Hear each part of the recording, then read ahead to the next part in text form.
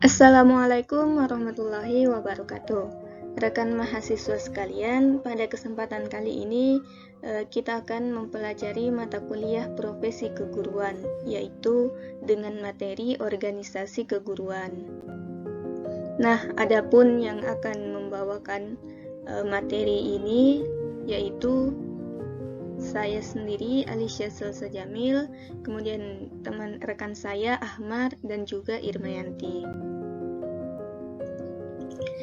Nah, pada materi organisasi profesi keguruan kali ini, kami akan membahas tentang konsep dasar organisasi profesi, fungsi dan peran organisasi asosiasi profesi keguruan, bentuk dan jenis organisasi asosiasi profesi keguruan, serta tantangan organisasi profesi guru di era globalisasi. Nah, adapun materi yang pertama yaitu konsep dasar organisasi keguruan. Organisasi profesi keguruan itu berasal dari 3 kata, yaitu organisasi, profesi, dan keguruan. Nah, organisasi sendiri berasal dari kata organon, yaitu bahasa Romawi, yang berarti kelompok orang dalam suatu wadah untuk tujuan bersama. Kemudian profesi. Profesi adalah jabatan atau pekerjaan yang menuntut keahlian seseorang dan didapat melalui adanya proses pendidikan. Nah, ketika organisasi dan profesi ini digabungkan, maka pengertiannya akan menjadi suatu wadah perkumpulan orang-orang yang memiliki suatu keahlian khusus yang merupakan ciri khas dari bidang keahlian tertentu. Dan yang ketiga atau kata ketiga yaitu ada keguruan.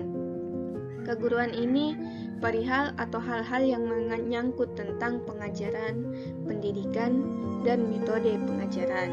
Nah, ketika ketiga kata ini digabungkan, maka organisasi profesi keguruan itu bisa menjadi suatu pengertian, yaitu sebuah wadah perkumpulan orang-orang yang memiliki suatu keahlian dan keterampilan mendidik yang dipersiapkan melalui proses pendidikan dan latihan yang relatif lama, serta dilakukan dalam lembaga tertentu yang dapat dipertanggungjawabkan.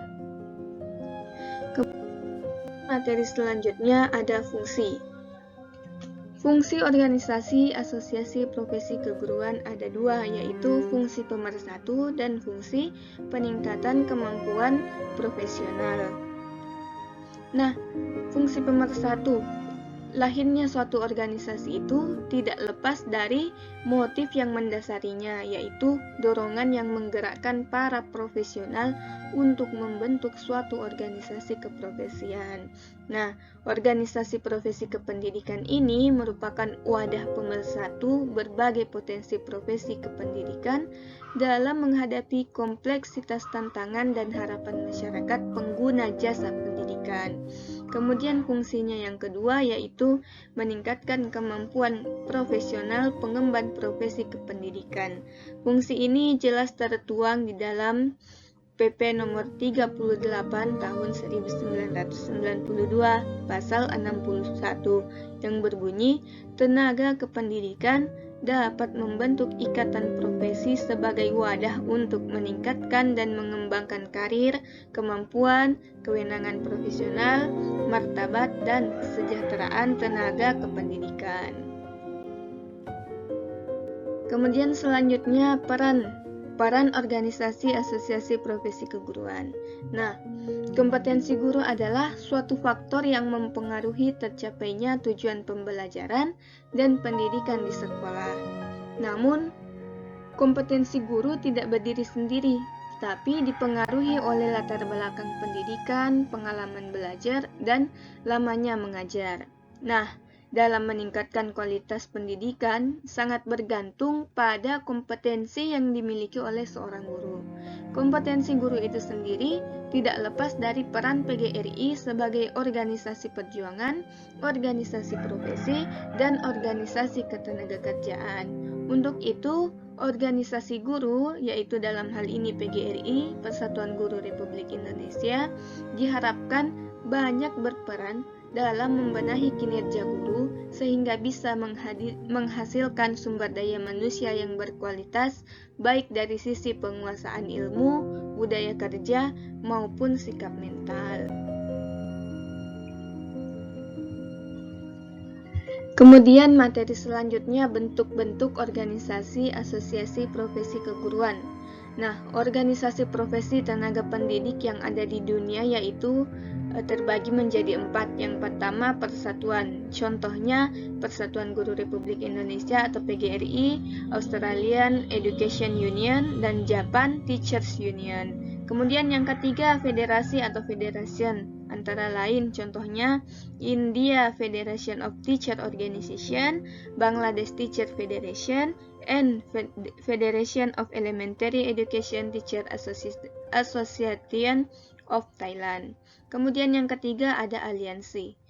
Contohnya yaitu Alliance of Concerned Teacher Filipina. Kemudian yang keempat asosiasi yang terdapat di kebanyakan negara. Kemudian bentuk organisasi ketika dilihat dari aspek kategori keanggotaannya yaitu ada berdasarkan jenjang pendidikannya, contohnya dasar yaitu sekolah dasar, menengah yaitu SMP atau SMA, kemudian perguruan tinggi. Dan yang kedua menurut status penyelenggara kelembagaan pendidikan, ada sekolah negeri, ada sekolah swasta. Kemudian yang ketiga berdasarkan bidang studi atau keahliannya, yaitu ada organisasi guru bahasa Inggris, guru matematika, guru pendidikan agama Islam, dan sebagainya. Kemudian jenis-jenis organisasi keguruan yang ada di Indonesia yaitu yang pertama Persatuan Guru Republik Indonesia. Nah, PGRI ini lahir pada tanggal 25 November tahun 1945 setelah 100 hari proklamasi kemerdekaan Indonesia. Cikal bakal lahirnya organisasi PGRI ini diawali dengan nama Persatuan Guru Hindia Belanda atau PGHB pada tahun 1912. Kemudian berubah nama menjadi Persatuan Guru Republik Indonesia. Persatuan Guru Indonesia atau PGI pada tahun 1932. Kemudian yang kedua ada MGMP atau Musyawarah Guru Mata Pelajaran.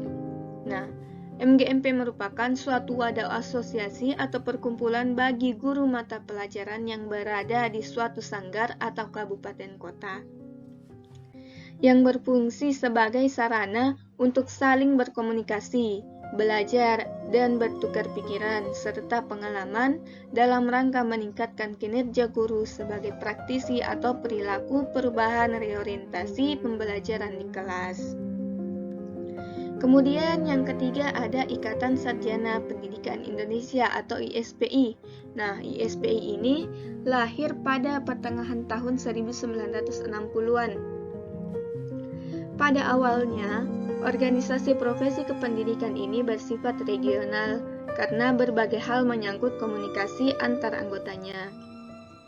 Nah, pada perjalanannya, ISPI tergabung dalam Forum Organisasi Profesi Ilmiah atau FOPI yang terrealisasikan dalam bentuk himpunan-himpunan. Contoh himpunan-himpunan yang telah ada yaitu ada Himpunan Sarjana Pendidikan Ilmu-Ilmu Sosial Indonesia, Himpunan Sarjana Pendidikan Ilmu Alam, Asosiasi Guru Sejarah Indonesia, Asosiasi Guru Ekonomi Indonesia, Asosiasi Guru IPS Seluruh Indonesia, dan Asosiasi Guru Bidang Studi lainnya.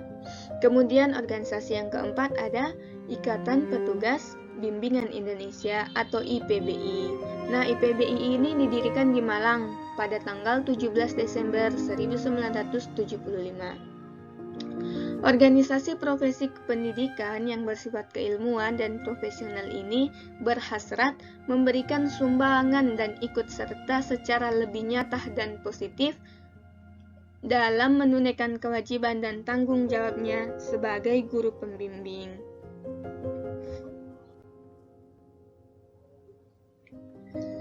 Kemudian materi selanjutnya ada tantangan organisasi profesi guru di era globalisasi, yaitu tantangan yang timbul ini dalam meningkatkan mutu dan kualitas pendidik, yaitu masih banyak pendidik yang memiliki kompetensi keilmuan dan profesionalitas rendah dan memprihatinkan.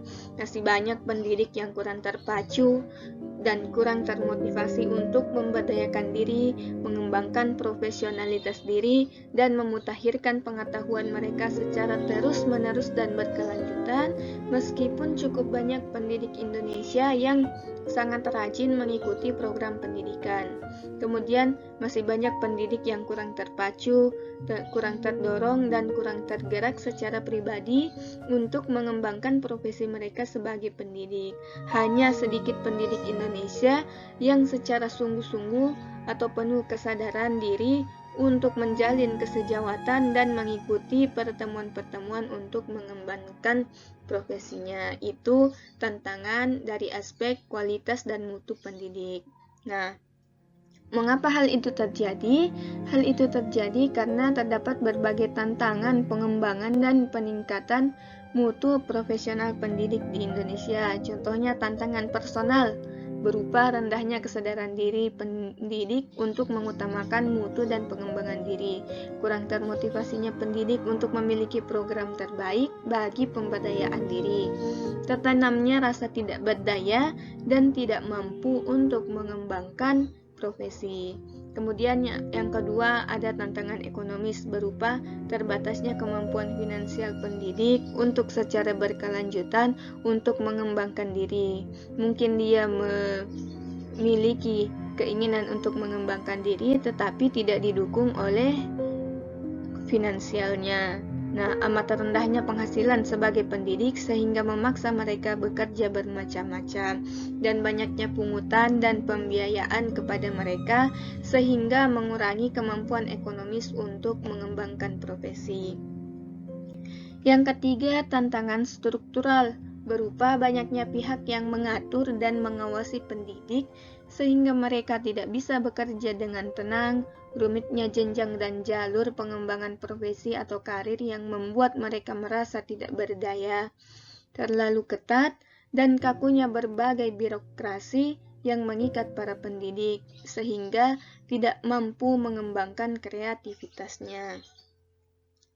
Kemudian yang keempat, tantangan sosial berupa rendahnya penghargaan masyarakat terhadap profesi pendidik, kurangnya partisipasi masyarakat dalam upaya pengembangan profesi pendidik, dan kurangnya fasilitas sosial bagi pengemban profesi pendidik. Bahkan dalam hal ini terkadang pendidik dianggap sebelah mata oleh masyarakat.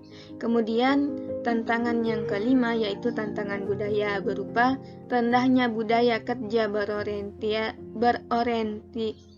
berorientasi mutu sehingga para pendidik hanya bekerja seadanya saja.